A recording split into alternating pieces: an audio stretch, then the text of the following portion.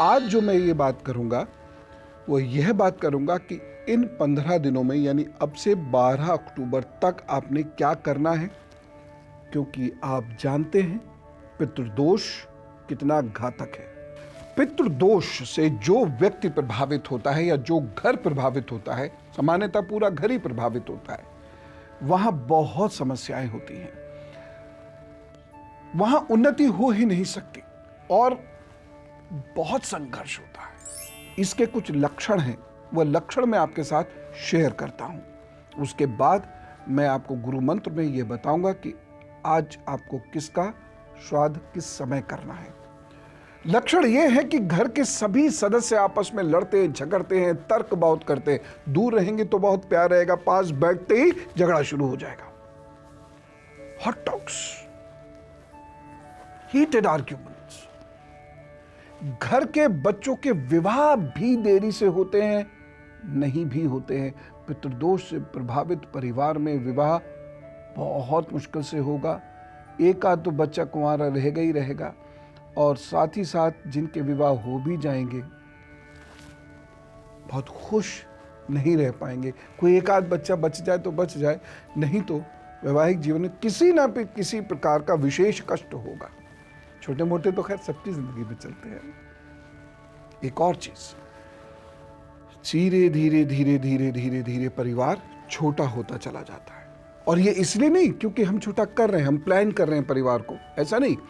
जैसे बहुत बड़ा परिवार से धीरे धीरे धीरे संतान नहीं हो रही इसलिए, या बमुश्किल एक आध संतान हुई इसलिए, और उस संतान का आगे वंश नहीं चल पा रहा इसलिए। लेकिन जो फैमिली ट्री है ये बहुत छोटा हो जाता है। जब पितृदोष बहुत मजबूत होता है तो वंश का बढ़ना रुक जाएगा और बहुत मुश्किल से आगे बढ़ेगा, किसी विशेष पूजा प्रार्थना से, भगवान के विशेष आशीर्वाद से ही आगे बढ़ेगा। और एक चीज कि घर में धन नहीं रुकता। कमाई बहुत ज्यादा है, रुक नहीं रहा। एक और लक्षण हमेशा याद रखिएगा, परिवार से रोग नहीं जाते। कोई ना कोई हमेशा बीमार रहेगा, बीमारी में खासा धन खर्च होगा। इतनी सारी समस्याओं से जूझते हैं वो लोग जिनका पितृदोष उन्हें परेशान करता है। अब लेकिन ये पितृदोष है क्या, किसको पकड़ता है, क्या समस्या होती है, ये मैं आपको बताऊंगा। पितृदोष जब परेशान करता है तो कुछ और समस्याएं उत्पन्न होती हैं, अपनी छाप छोड़ती हैं। वो छाप समझिए, परिवार के मुखिया को कोई असाध्य रोग पकड़ लेता है, गैस ही पकड़ ले जाए लेकिन असाध्य रोग पकड़ लेता है। घर की दीवारों में पेड़ निकल आते हैं और फिर दीवारों में दरारें आ जाती हैं। घर से मेहमान कभी संतुष्ट होकर नहीं जाएगा। ये बड़ी अजीब सी बात है। आप चाहे कितना प्यार दे दीजिए, कुछ कर दीजिए, लेकिन घर से मेहमान संतुष्ट होकर नहीं जाएगा।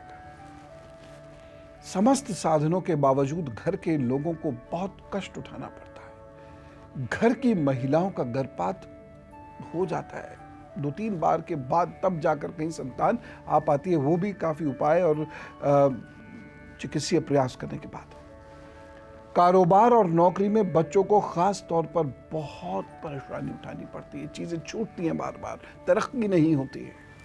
भाई बहन में मनमुटाव हो जाता है और अक्सर देखा गया है कि भाई बहन का रिश्ता टूटता है।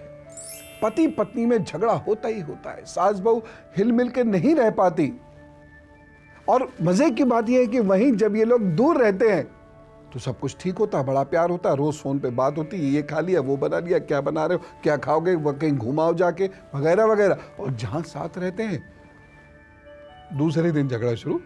घर के लोगों को पेट की समस्या और बालों की समस्या बहुत रहती है। बाल समय से पहले सफेद होते हैं, ब्लड प्रेशर और खून से जुड़ी हुई ऐसी समस्याएं होती हैं जिससे कभी कभी तो चलना फिरना बाधित हो जाता है। पितृदोष से प्रभावित परिवारों के बच्चों को पढ़ने में बहुत दिक्कत आती है, क्योंकि पितृदोष से प्रभावित परिवारों के बच्चों के नतीजे अच्छे नहीं आते, एकाग्रता की कमी होने की वजह से। इसलिए उनकी शिक्षा में बाधा आती है। पास भले ही होते चले जाएं, लेकिन शिक्षा बिना बाधा के पूर्ण नहीं होगी। अब आप देख लीजिए, अपने लक्षणों को मिला लीजिए, अगर ये है तो पितृदोष है। लेकिन ये पितृदोष कौन सा वाला पितृदोष, और इसकी पूजा कैसे करनी है, ये अलग मसला है। अब मैं जो बता रहा हूं इसे बहुत ध्यान से सुनिएगा। ये जो पितृदोष है, ये ग्रह जनित पितृदोष की बात कर रहा हूं मैं। यानी कभी किसी पीढ़ी में ऐसा कुछ गलत काम हुआ है कि जिससे बुध, बृहस्पति, केतु और राहु बुरी तरह नाराज हुए हैं। ऐसे कह रहा हूं, बुरी तरह प्रभावित हो, क्योंकि मैं आपसे बार बार कहता हूं ना कि व्यवहार से आपके ग्रह बुरा परिणाम देंगे। आपके ऊपर तो शायद थोड़ा सा निकले, आपके वंश के ऊपर बहुत ज्यादा निकलेगा उसका प्रभाव, बुरा प्रभाव। तो हमारे पीढ़ियों में कहीं कुछ ऐसा अवश्य होता है जिसकी वजह से ये पितृदोष पकड़ता है। और मैं ये बिल्कुल नहीं कह रहा कि ये पितृदोष मतलब हमारे पूर्वज। यह पितृदोष है राहु का, यह पितृदोष है केतु का, यह पितृदोष है बुध का और बृहस्पति का। उनकी खराब स्थितियों की वजह से तीन पीढ़ियां बर्बाद हो सकती हैं। एक बार पितृदोष लगे, यानी एक व्यक्ति की कोई बहुत विशेष गलती की वजह से जब पितृदोष लगता है, 3 पीढ़ियों तक भयंकर असर जाता है उसका। और यदि ये नहीं मालूम कि पितृदोष से छुटकारा कैसे मिलेगा, तो अनेक पीढ़ियां तक प्रभावित हो सकती है। ये मेरा अपना आकलन वाला पितृदोष है और इसका उपाय केवल तर्पण ही नहीं है, इसका उपाय कुछ और है।